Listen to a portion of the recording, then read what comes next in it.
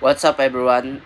This is my podcast, and we were going to tackle about the Our Lady of Fatima University in Quezon City.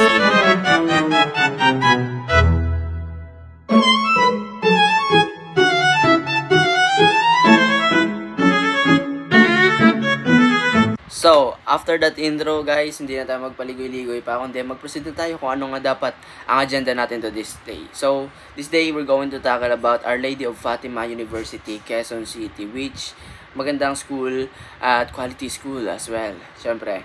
And isang student po ako ng isang also Quezon City, and may mga kasamahan tayo na magtatackle about their experiences, perspective, and experiences sa kanilang being student. So, guys, firstly, syempre ako muna as a student din ng ALFU. Before tayo mag-proceed sa kanila, ako muna magbibigay sa inyo ng mga different kind of perspective or aspects or point of view ko. 'Di ba? So, ano nga ba ang pinaka kumbaga nag-hook sa akin ng mga activities nito? Okay, of course, I'm uh, wanted to have these activities every school, which is yung giving potentials to our skill and talent, like including guys ang mga online games, because isa din akong gamer, I aspiring pro din, and nangangarap din maging pro, ba? So uh, gusto kong yung school is nagsusupport about sa online games, as well sa mga dances, uh, mga math skills, or as engineering as well. Grateful ako na may mga activities na nagsusupport din, including math, when it comes sa engineering.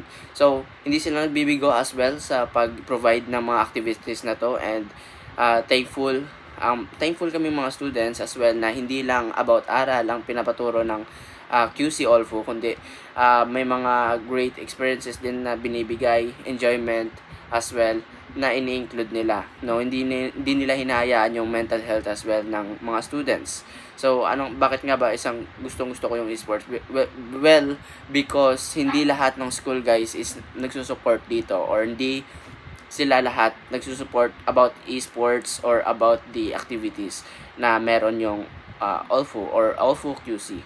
So, we gladly and thankful or being grateful din na na-experience namin yung mga ganito, dahil napapakita namin yung skill namin, talent, and hindi lang yan, tinutulungan kami na maging maayos din and mag-improve pa yung talent, skill namin dito sa aming passion. They giving in our passion, kumbaga, bunga para makamit namin or makuha namin yung dream na gusto namin, or a passion na gusto namin i-pursue. So, in that case, guys, thankful pa ako doon, dahil nabibigyan mga opportunities or chances na ipakita yung mga talent and skill. So, sa ganun pa lang, hopefully, guys, those mag-enroll dito, hoping na ma-experience pa yung mga ganito. Of course, i-continue pa yun nila to, and gagawin pang i-improve pa nila to. Of course, yearly may mga improvement na nangyayari, and as well may mga mistakes na nale-learn dito, yung mga yung activities dito sa school na to. Madami pa tayong pag-uusapan, but firstly, syempre, bago muna ako matapos, or bago ako muna, papasalitaan muna natin ang kasabahan ko na si Jeremy. So, ayan, naririnig naman ako, di ba? So, yun, let's talk about the facilities in Our Lady of Fatima University, especially sa QC Campus, kasi sa QC Campus tayo naka-enroll. And as far as I know, dalawa pa lang yung campuses na nag-o-offer ng engineering sa ALFU. I think yung isa saan yun? Sa Pampanga. So, ayun, anyways, ang facilities sa ALFU is masasabi ko, ang hatol ko dito is saludo. Saludo by Sopiret. Kasi, ayun, syempre, as an engineering student, hindi lang tayo nakafocus sa lectures. Kailangan din natin yung um, actual tools and spaces para sa mga natututunan natin sa mga lectures. Meron tayong specialized rooms for software simulations, and ano pa ba, for feature designs, or feature designers, meron tayong computer aided rooms, and hindi ko na siya may isa kasi sobrang dami niya rin. And saludo rin sa mga facilities, most especially sa rooms kasi lagi na maintain yung cleanliness and yung overall, yung overall, yung lahat as in, super saludo. So, ang hatol ko rito is 10 out of 10. So, ayan, let's talk about the cultures naman sa all foods. So, as someone na dito nag-senior high, and dito na rin nakapag-college, um, masasabi ko, wala talagang pagbabago pagdating sa culture. And as someone din na transferee from different school, sa previous school ko, hindi siya gaano ka-active. And, I mean, hindi gaano ka-active yung, I must say, as a whole, school, kasi sa Olfu, girl, hindi talaga nauubos ng event. Like, I think every week may event from different department or programs. And saludo kasi na-maintain siya. Kasi, ayun nga, di ba, nakapag 1 year ako sa ibang school. And hindi, parang ayun yung na-miss ko nung lumipat ako ng ibang school. Kasi yung culture doon is different sa culture na meron yung Olfu QC campus. And about naman sa organizations, ikaw na lang din magsasawang mag-join sa mga different organizations kasi alam ko, open yung ibang organization sa mga senior high school like ENGSOC or English Society, open yan. And sa engineering naman, meron tayong PIES.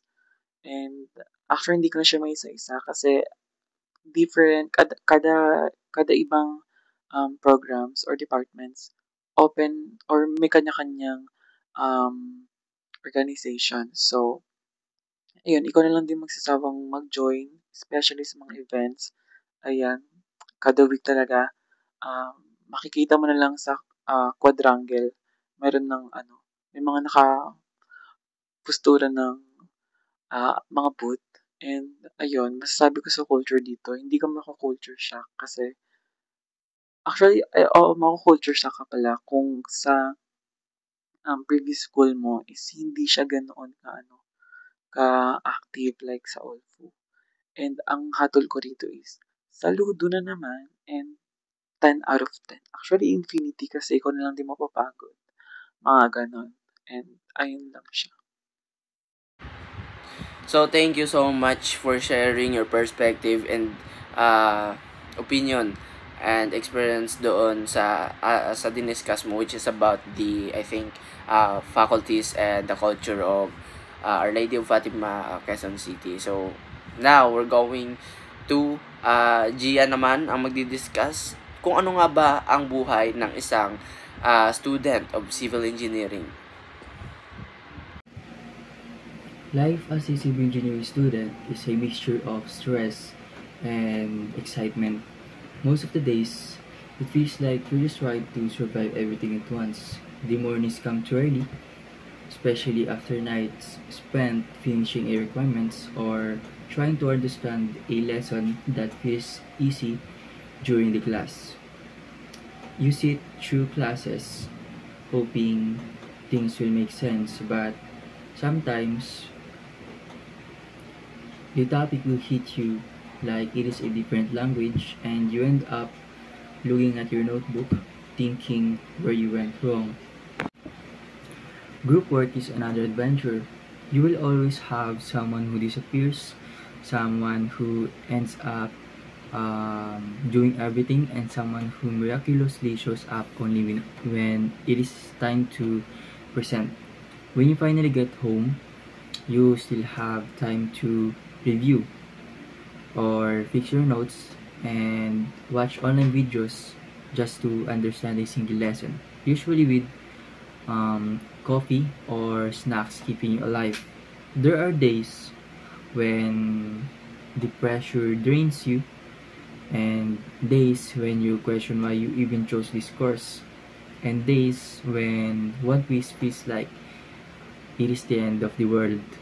But there are also Small wins that make it worth it. The feeling of finally getting a problem right, or let's say understanding something you struggled with, or simply realizing you are improving little by little. Being a civil engineering student is challenging, but it is also teaches you resilience, patience, and discipline. It is not easy, but every day feels like a step towards something bigger in the future.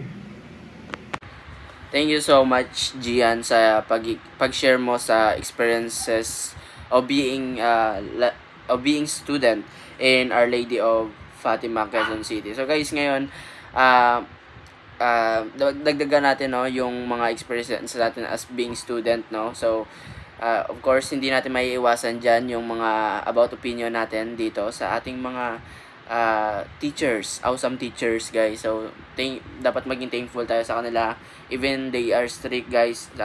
They being strict, guys, but they are not bad person at all. It's all about their professional or pagiging professionalism, yan na nabubulol pa, no.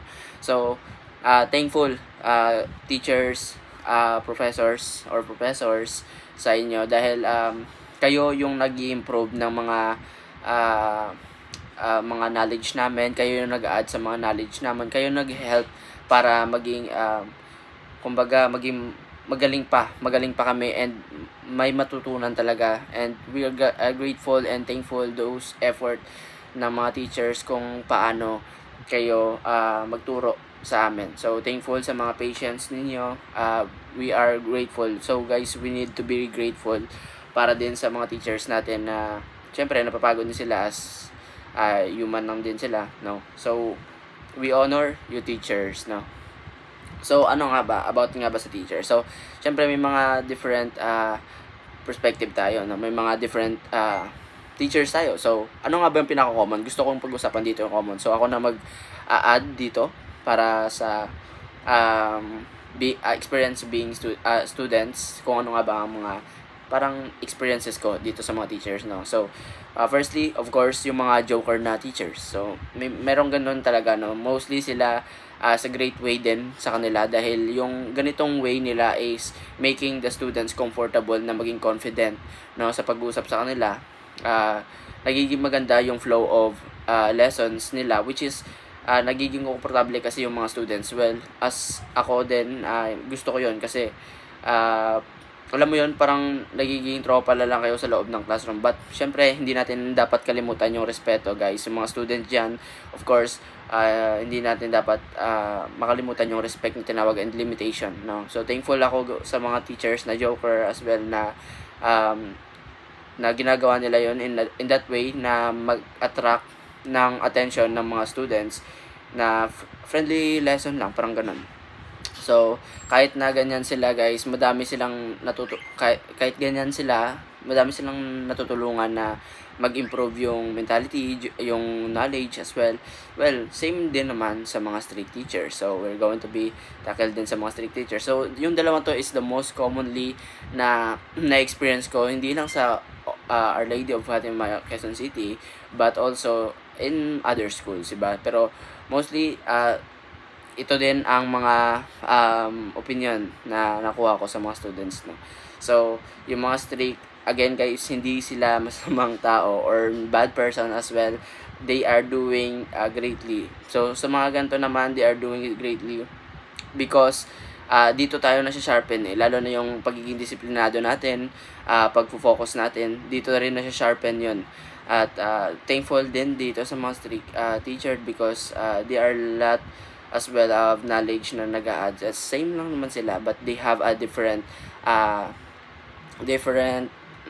ugali of or a way of teaching, no. So pero paglabas mo, you're okay with them because yun nga sinasabi ko ay they being professionalism lang, and kahit ganon is mababait at magagaling yung mga strict teachers, no. So hindi na natin patatagalin pa, and of course the last one who going to share about his experiences and perspective or the point of view is Santos. overall experience for the first sem. The first semester at all QC is basically a roller coaster na walang seatbelt. 1 minute you're like, yes, college life na. And suddenly, you're drowning in quizzes, modules, and group chats with 40 people who never reply.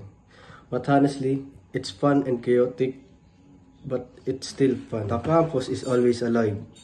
We have blockmates who shouting, nasa na yung prof, and people cramming in the hallway before quizzes or exam. Overall, super active, super social, medyo stressful pero sulit. Memorable experience and lesson learned. Top moments yung first time mo pumasok sa university and hindi mo makita yung building mo. Meeting your first classmates in college. Then, na-realize mo na 5 minutes is not enough to walk between rooms. Surviving your first terror proc, and the lessons, learn to balance life, not just the deadlines. Make friends kahit isa lang, it helps. Hindi nakakahiya magtanong. Study smart, not hard.